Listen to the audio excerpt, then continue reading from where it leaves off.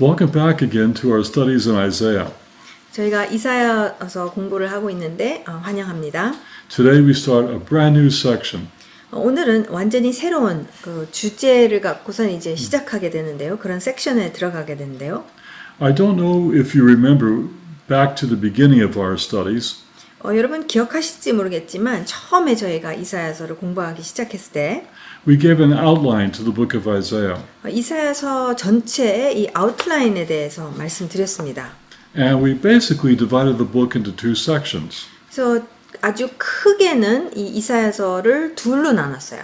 The first 39 chapters is one section and chapters 40 to 66 is another section. 그래서 1장부터 39장까지가 첫 번째 섹션이고 그 다음에 40장에서부터 끝까지 66장까지가 이제 두 번째 섹션이죠.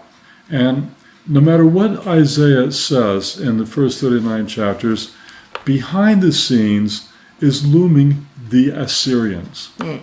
그래서 1장에서부터 39장까지 이제 이사야가 이렇게 얘기하고 저렇게 얘기하고 하지만 어쨌든 그 뒤에 있는 배경은 무엇이냐면은 아수르의 침공에 관한 것이죠. And then in chapters 40 to 66, both the Babylonians and the Persians are behind the scenes. 그 다음에 40장에서부터 66장까지의 이 뒷 배경에서는 무엇이 있느냐면은 바벨론도 있지만 그 다음에 페르시아도 그 뒷 배경에 딱 자리를 잡고 있다는 것입니다.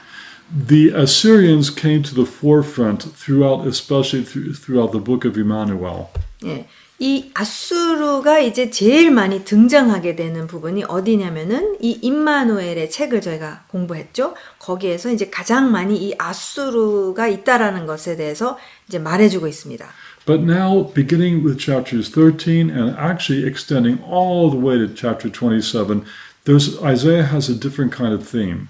예, 근데 이제 13장서부터 12장까지가 이 임마누엘의 책이 끝났고 13장서부터 어디까지냐면은 심지어는 27장까지 지금 이사야 선지자가 조금 다른 주제로서 지금 이제 말을 하고 있습니다.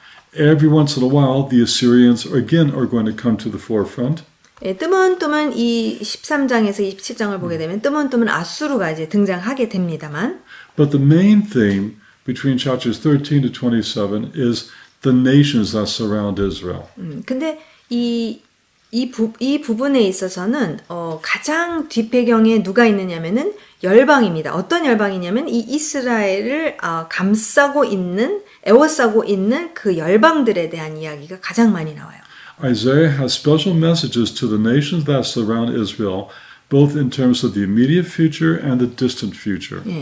그래서 실제로 이 이사야 선지자는 이 이스라엘 주변에 있는 국가들에 대해서 당장 일어날 일에 대해서 이야기도 하지만 먼 훗날에 있을 일에 대해서도 이제 이야기하는 것을 볼 수가 있습니다. I want to remind us of a very important principle about this. 예, 근데 여러분 제가 거듭 말씀드리지만 중요한 원칙이 있어요. Sometimes the passages are clear that Isaiah is talking about his day or the time period very close to him. 예, 본문 말씀 속에서 이사야 선지자가 자기 당대와 그 후에 당장 일어날 일들에 대해서 말하고 있다라는 것을 금방 알 수 있는 경우가 있습니다. But sometimes that's not so clear. 근데 많은 경우 또 그것이 분명하지가 않아요. 이게 먼 미래를 얘기하는지 당장의 미래를 얘기하는지 이게 구분이 잘 안 될 수가 있습니다. Sometimes Isaiah is speaking to the distant future, ahead of even our time today. 심지어는 이사야 선지자는 우리가 지금 살고 있는 오늘날 후를 얘기하고 있는 경우도 있다는 것이죠. And the principle is that we need to remember the prophets had a very, very poor sense of chronology. 예, 근데 그 중요한 원칙은 무엇이냐면 이 선지서를 여러분 읽으실 때에 선지자들은 이 저희가 갖고 있는 어떤 연대기적인 것들에 대해서 그것을 옛날 사람들은 그게 그렇게 중요하지 않았다는 것입니다. When they predicted something in the distant future, in their minds it was going to happen tomorrow. 그러니까 지금 예를 들어서 미래에 대해서 이야기를 하게 되거나 예언을 하게 된다면은 이 선지자들의 입장에서는 내일 일어날 수도 있다라는 거예요. 내일 일어난다고 생각을 보통 많이 했다라는 것이죠. And that's one thing that makes them so difficult to interpret. 그래서 이 선지서 가 이제 해석하기가 참 어렵다라는 것이 바로 이런 부분이 있기 때문입니다. And we will see throughout this section, chapters 13 to 27, Isaiah is no exception. There are difficult places to interpret because of the time problem. 네, 그래서 실제로 이 선지서가 어렵고 특히 이 이사야서도 13장에서 27장을 특별히 보게 되면은 이 미래에 대해서 이제 이야기를 할 때 이게 당장의 미래냐 아주 먼 훗날을 말하는 거냐 그것을 딱 구분하기가 어렵기 때문에 해석 자체가 이제 어려워진다는 것이죠. Now, besides the chronology problem, as we begin this section, there's another little problem. 예, 그 연대기적인 부분도 이제 이 어려움이 있지만 또 다른 이제 좀 어려움이 있는데요. It's not so serious, but it is a little bit of a problem. 그렇게 막 심각한 거는 아니지만 그래도 이제 하나의 어려움입니다. So as I said, today begins a series of messages that Isaiah preached devoted to the Gentile nations that surround Israel or have affected Israel. 제가 말씀드렸지만은 지금 13장에서 27장 요 부분은 요 섹션은 이스라엘 주변에 있는 국가들에 대한 것이고 당장 앞으로 일어날 일, 그다음에 먼 훗날에 대한 그 일에 대해서 이제 이야기한다고 말씀드렸죠. Now these are messages that Isaiah is preaching on the streets of Jerusalem. 근데 지금 전에도 말씀드렸지만 이사야 선지자가 그냥 교회당에서 이렇게 하는 게 아니라 길가에서 이제 이 선지자들이 말씀을 선포하는 그런 장소에서 이제 선포를 했습니다. Unless, of course, he's traveling all around Israel, but there's no indication he ever did that. 이스라엘을 전역을 갖다가 다니면서 이렇게 말씀을 선포했다라는 말씀이 이제 언급되어 있지 않기 때문에 제 생각에는 이제 주로 예루살렘에서 이제 이렇게 말씀을 선포했다고 봅니다. So if he is in Jerusalem, where Judeans lived, why is he preaching so many messages about the nations that surround Israel? 그러면 지금 이사야 선지자가 예루살렘에서 주로 유대 사람들이 이제 거기서 살고 있지 않습니까? 그렇다면은 왜 이 배경 지금 듣는 사람이 유대 사람인데 유대 백성인데 왜 주변에 있는 국가들에 대해서 국가라기보다 또 왕국이죠. 왕국에 대해서 이렇게 이야기를 했을까? Moreover, how would these nations have heard these messages that were so directed to them? 예, 그다음에 더 나아가서 지금 그 주변에 있는 그런 나라들한테 지금 열방들에게 이렇게 메시지를 아주 직설적으로 하고 있는데 그럼 그들은 그 당시에 그들은 어떻게 이것을 받아들였을까? Jerusalem is located inland from the coast. It's located high up in the central mountains, kind of isolated from everything else. 근데 예루살렘의 또한 지형학적인 지리적인 어떤 특색은 무엇이냐면 이게 내륙 지방에 있고 그다음에 산지에 있기 때문에 지금 주변에 있는 국가들이랑 좀 멀죠. 거리가 먼 어떤 중앙에 지금 예루살렘이 있고 거기에서 이 메시지를 선포하고 있습니다. The main merchant or trade route or military route is right near the coast, not inland. 그리고 이 국제대로가 예루살렘을 지나가지 않았어요. 이게 중앙산지에 국제대로가 지나가지 않았고 이 국제대로는 해안, 지중해 해안 쪽에서 이집트와 이제 북쪽을 연결시켜주는 그 국제대로가 있으니까 무역을 위해서 열방 국가들이 다니는 길은 저쪽 해안 쪽에 있는데 예루살렘은 지금 산지 안에 있는 거예요. That's where people from the nations would have been passing through Israel, not through Jerusalem. 그러니까 열방 국가들이 무역을 위해서 예루살렘을 이렇게 지나가면서 다니지 않았기 때문에 그렇다면 왜 이런 메시지를 예루살렘에서 전했을까? There is, of course, a second trade route, and it's far inland. It's over there in modern-day Jordan. 네, 그 다음에 이제 또 하나의 국제대로가 어디 있느냐면은 오늘날의 그 요르단에 또 국제대로가 있는데 예루살렘에서 또 굉장히 멉니다. It was called the King's Highway. 네, 여러분 잘 아시는 킹스 하이웨이라는 그런 국제대로가 요르단을 이제 가로질러 가고 있는 그런 국제대로가 있었고 거기가 이제 또한 무역이 일어나는 그런 대로였죠. It went basically from modern day Eilat all the way north to Damascus. 예, 그래서 오늘날도 그렇지만 과거에도 그랬고 에일랏, 그러니까 홍해에 있는 그 도시 있죠.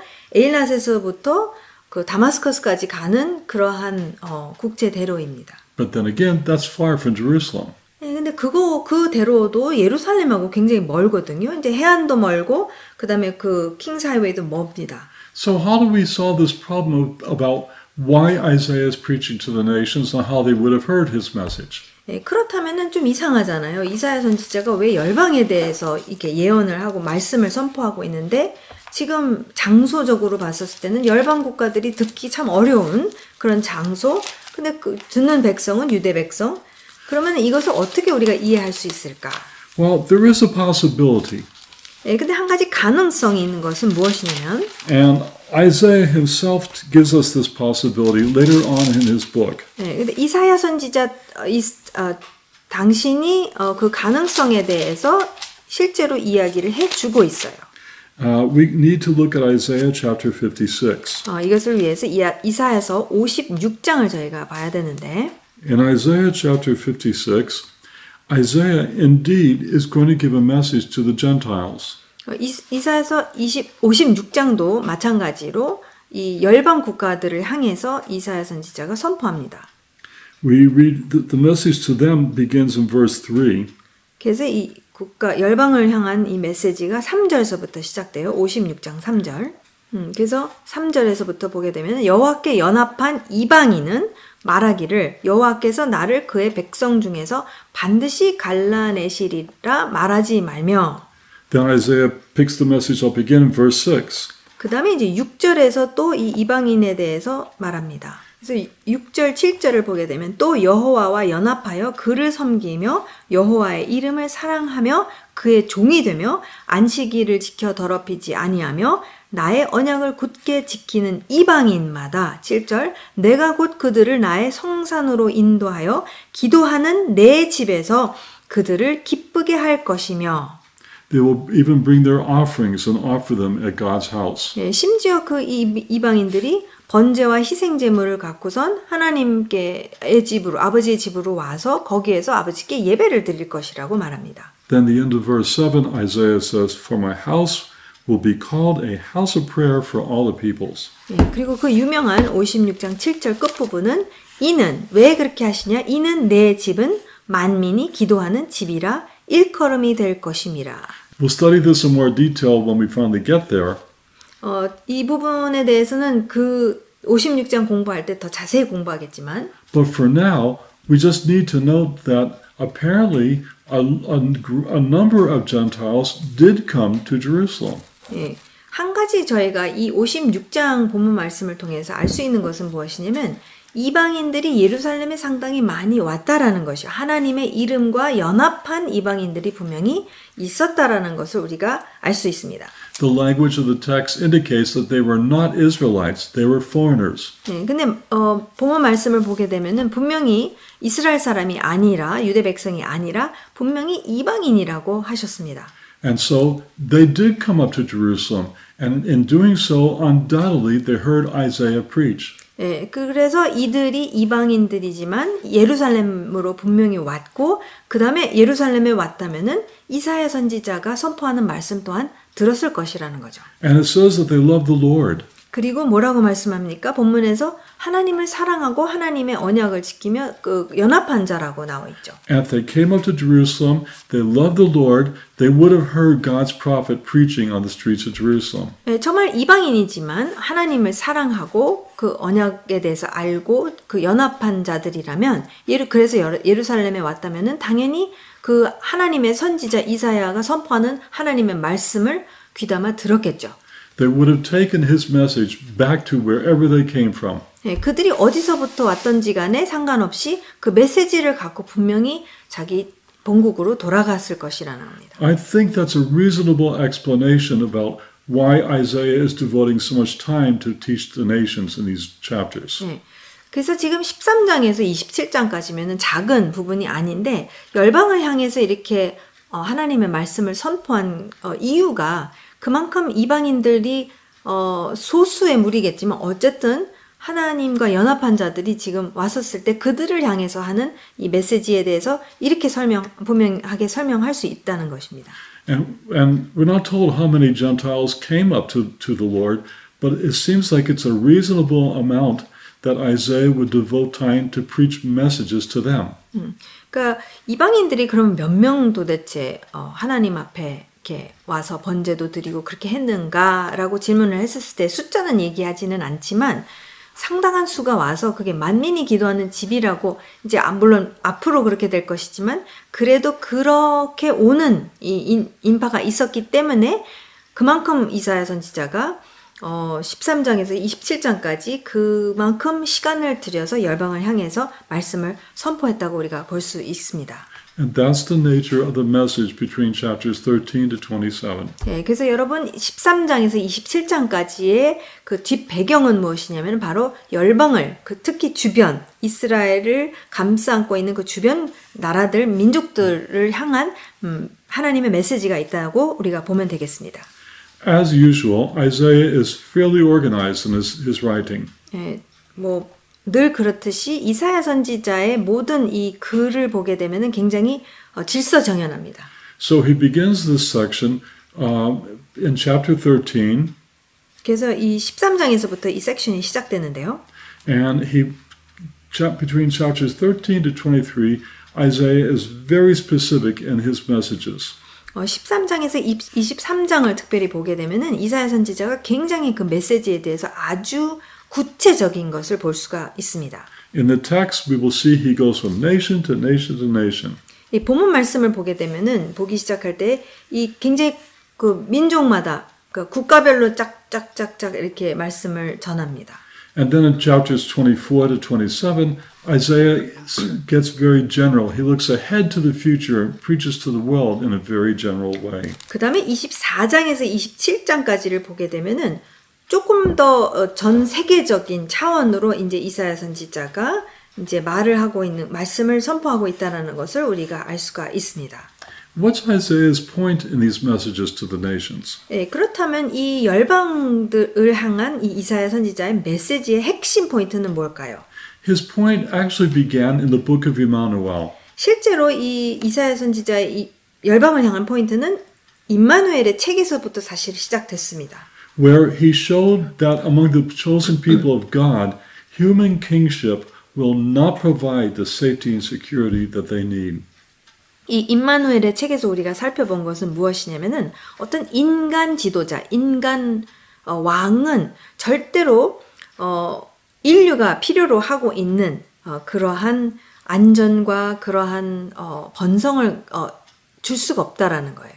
It doesn't matter. Even take an ungodly king like Ahaz or take the most godly king like Hezekiah. They both failed God's people. 네, 실제로 아하스와 같은 굉장히 사악한 그런 왕도 있을 수 있고 그 다음에 가장 선하다고 우리가 보는 히스기야 왕도 있지만 어쨌든 이 두 왕 다 인간으로서 사람으로서는 하나님의 백성을 이끌고 인도하는 그러니까 지도자로서는 완벽하지 못했다라는 것 그래서 실패했다라는 것을 우리가 보았습니다. But God is faithful and true and he would send the Messiah through the person of Emmanuel.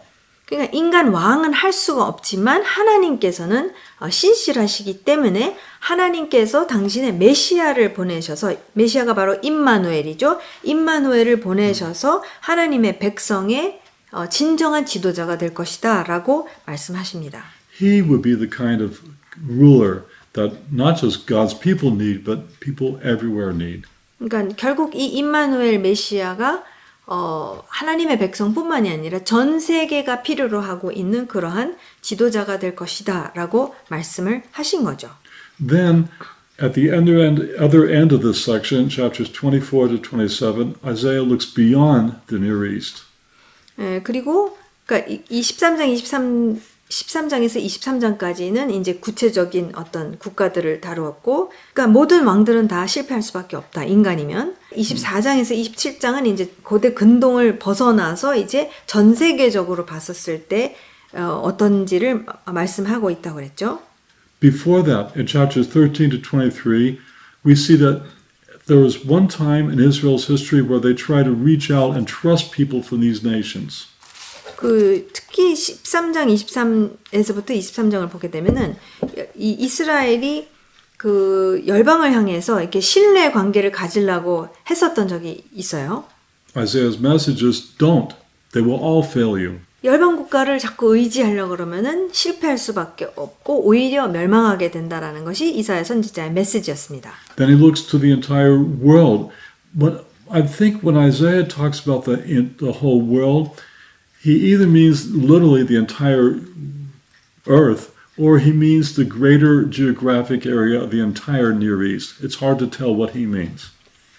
이사야 선지자가 24장에서 27장을 보면서 이 전 세계라고 이렇게 얘기를 했었을 때 우리 현대인이 갖고 있는 전 세계는 왜 지구가 동그랗고 그 훨씬 더 많이 알잖아요. 그러니까 지금 이사야 선지자가 그냥 전 지구를 그러니까 본인이 알고 있는 전 지구를 그렇게 생각한 건지 아니면은 그 전체 그 중동을 이렇게 다 이야기하고 있는지 그거는 정확히는 잘 모르겠지만 어쨌든 요 이스라엘과 요 주변 국가 이상이라는 것은 알 수 있습니다.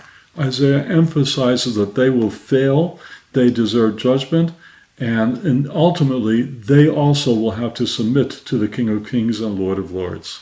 근데 어쨌든 이사야 선지자의 메시지는 무엇이냐면 그들도 그들의 왕들도 결국에는 실패할 수밖에 없고 의지할 수 없으며 하나님의 심판을 받게 될 것이고 그 누구도 왕 중의 왕이 될 수는 없다라는 것을 말합니다. I personally think that in the end he's talking to really the whole world. 저는 개인적으로 지금 이사야 선지자가 전 세계를 향해서 지금 전 세계가 사실은 다 누구를 향해서 순종해야 되냐면은 왕 중의 왕이요 만유의 주 그분 앞에서만 이제 무릎을 꿇어야 된다라고 얘기를 했어. 진짜 전 세계를 말한다고 믿습니다. But there's some great thinkers and some godly interpreters that disagree with me. 근데 위대한 학자들이 또 제 생각과는 또 다르게 말하는 분들이 있어서 뭐 할 수 없죠. Now, there's something else we should talk about before we get specific into these passages. 그래서 구체적으로 13장에서부터 27장 공부하기 전에 좀 더 다뤄야 될 어떤 본질적인 부분은 Between chapters 13 to 23, Isaiah introduces each of the messages by using the term burden, or sometimes translated oracle. 이 본문 섹션에서 보면은 이 이사야 선지자가 이렇게 그 안에 또 이제 섹션들이 있는데 그것을 어떻게 나누냐면은 그 학자들이 이제 보게 된 것은 무엇이냐면 이 burden이라는 단어 또는 오라클이라는 단어를 이제 그러니까 시작할 때마다 그 단어를 사용해요. The Hebrew term in question is the word maseh. 히브리어로는 어떤 단어를 쓰고 있느냐면은 마세라는 단어를 쓰고 있습니다. This word is associated with a Hebrew word that means something that's carried and needs to be lifted off one's shoulders. 그래서 실제로 이 마사라는 이 단어는 이제 어깨에 짊어지고 가는데 이것을 이렇게 좀 풀어야 되는 어떤 그러한 그림을 갖고 있습니다. Thus, we could say that it means a weighty message or revelation carried by the prophet. 그래서 이렇게 생각할 수가 있죠. 선지자가 굉장히 무거운 어떤 하나님으로부터 온 메시지를 짊어지고 있어야 되고 그것을 선포함으로 인해서 이제 풀어나는 것이죠. So the prophet is kind of unloading himself about the messages that he sees given to him by God. 그래서 이런 그림을 그릴 수가 있습니다. 하나님으로부터 받은 이 굉장히 무거운 이러한 말씀을 이제 선포함으로 인해서 이제 그것을 풀어낸다는 걸 내린다라는 그 무거운 것을 이제 내리는 것이죠. Most of these burdens are burdens of judgment, but not all of them. 그게 다 이제 보통은 이제 심판으로 이게 임하는 건데, 근데 다 심판만은 아닙니다. And these burdens probably had a twofold purpose. 근데 이 경고라고 그랬었을 때, 무거운 경고라고 그랬을 때는 두 개의 목적이 있다고 우리가 볼 수가 있어요. For those leaders who insisted on getting embroiled in international politics, these were words of reminder that for Judah to not put their trust in them. 그래서 지금 이 유대 왕으로서 지금 어떤 어려움이 있으면은 이제 국제적으로 도움을 청하고 외교를 하고 그런 생각을 하고 있다면은 그러지 말아라라는 그런 목적을 갖고 있다고 볼 수 있고요. When Judah was in trouble, the historical record tells us that they indeed tried to reach out to some of these nations for help. 네, 여러분 성경에서 보면은 진짜 유대가 굉장히 어려움에 처했었을 때 그 왕들이 자꾸 다른 나라랑 연맹을 맺어가지고 이 문제를 하려고 했던 경우가 굉장히 많았어요. And so Isaiah was trying to teach them all along, do not do that. Do not rely on foreign alliances to save you. 예, 그래서 이사야 선지자가 그렇게 하지 말라고 하는 거죠. 그러니까 그런 그 외국하고 연맹을 맺어서 어떻게 문제 해결을 하려고 하지 말아라. The people of Israel are not new to trouble. 예, 지금 이스라엘 백성이 이런 문제들에 대해서 전혀 모르고 있었던 게 아니에요. 왜냐면 수없이도 왕들이 많이 시도했었으니까. And God all throughout history was trying to teach us to rely on Him to deliver us, not on any other foreign power. 하나님의 메시지는 무엇이냐면 어려움이 있을 때마다 다른 힘을 더 힘센 자를 의지하지 말고 나한테로 돌아와라, 나를 의지하라라는 게 항상 하나님의 이스라엘 백성을 향한 메시지였습니다. And that is just as true today as it was in Isaiah's day. 예, 그래서 사실 오늘날 이 상황 속에서도 마찬가지라는 것이죠. 오늘날의 전쟁에서도 사실은 마찬가지고 과거도 마찬가지였듯이 오늘도 마찬가지입니다. And I think when we as a nation learn that, we're going to see some amazing things from God. 근데 정말 이스라엘이 국가 차원에서 정말 이것을 그 심각하게 받아들이고 정말 하나님만을 의지하는 것을 받아들이고 이행을 한다면은 놀라운 일이 일어날 것이라고 확신합니다. And then a second purpose for these burdens that Isaiah is going to tell us. 그다음에 두 번째 이 경고에 대한 목적이 무엇인가? I think is directed to the believing remnant within the nation. 예, 제 생각에는 지금 국가 안에서의 남은 자들이 분명히 있어요. After all, there was a believing remnant, as we've been saying all along. 그러니까 지금까지도 그렇지만 저희가 몰라서 그렇지 하나님께서는 항상 남은 자들을 늘 남겨두시는 것을 우리가 역사적으로 볼 수 있고 오늘날도 마찬가지라고 봅니다. And when their nation got in trouble, they also suffered because of that. 예, 근데 이 남은 자들은 항상 이 국가에서 잘못된 선택을 했었을 때에 들이닥치는 어떤 어려움들을 항상 그 고통을 같이 겪을 수밖에 없었죠. 왜냐하면 백성이기 때문에. God's plan was not to take the believing remnant away, but to comfort them within. 그러니까 저희가 많은 경우 어려움이, 그러니까 우리가 하나님을 신실하게 믿으면 어려움이 닥치지 않아서 하나님이 피하게 해주실 것이다라고 생각하는 경우가 있지만 사실은 하나님은 거의 많은 경우 그러한 고통 안에서 살아낼 수 있고 소망을 붙잡고 그것을 견디도록 하신다는 것을 우리가 봅니다. And so by hearing or reading Isaiah's message to the nations, the believing remnant can be reminded that God is absolutely sovereign and they could trust Him too. 그러니까 그러면은 이 남은 자로서 이사야 선지자의 열방에 대한 이런 메시지를 들었었을 때 하나님은 이 어려움 속에서 신실하시구나. 분명히 하나님은 왕 중의 왕이요 만유의 주이시기 때문에 모든 것을 다 이행하시겠구나 라는 어떤 우리의 믿음을 더 돈독하게 하는 다시 한번 붙잡게 한다는 그런 목적이 있는 것이죠. And one last thing before we get into chapter 13 and 14. 네, 그래서 13장, 14장 공부하기 전에 마지막으로 하나 꼭 짚고 넘어가고 싶은데요. Many liberal scholars say that Isaiah did not write this section. 자유주의 신학자들은 많은 경우 이 부분을 이사야 선지자가 쓰지 않았다라고 말합니다. One reason is that it does contain predictive prophecy. 이유 중에 하나는 이제 미래에 대한 어떤 예언이 있기 때문에 그렇다라고 합니다. And since many of those liberal scholars, probably all of them, do not believe in predictive prophecy, they assert that other scholars, other writers put this section in after the fact. 그래서 전반적으로 자유주의 신학자들은 앞으로 일어날 일들에 대한 어떤 예언의 말씀이 나오면은 그것을 아예 믿지 않기 때문에 그래서 그 부분을 다 이사야 선지자가 쓰지 않았다라고 이렇게 말하고 나중에 누가 집어넣었다 이렇게 주로 해석을 합니다. Well, we can't do much about that. If either you believe that there's a God who knows things ahead of time and tells us, or you don't. 이것에 대해서 저희가 어떻게 할 수가 없죠. 왜냐면은 하나님이 말씀하신 것을 앞으로 이루실 것이다라는 것을 믿던지 아니면 아예 안 믿던지 둘 중에 하나인데 그렇게 안 믿겠다고 결정을 하면은 할 수 없는 거죠. But there's a second reason why people say Isaiah didn't write this section. 네, 근데 그런 자유주의 신학자들 말고도 지금 이 부분 섹션을 갖다가 이사야 선지자가 쓰지 않았다라고 하는 이유가 있는데. Well, they say that the language in this section is so different, it's different from the previous sections that we studied. 왜 그렇게 말을 하냐면은, 저 히브리어로 보았었을 때 너무 다른 스타일로 이게 기록이 됐다라는 거예요. 지금까지 이사야 선지자의 어떤 쓴 것과는 너무 다르게 썼기 때문에 이사야 선지자가 쓴 게 아니다라고 말합니다. Is that indeed a reason to doubt that Isaiah is the author?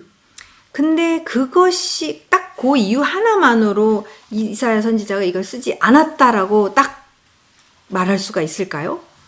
For one thing, this section does contain many expressions and forms of speech that are found elsewhere in Isaiah's writing.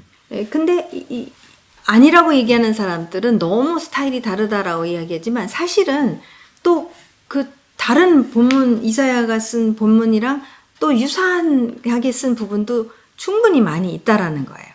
And secondly, the subject matter is very different.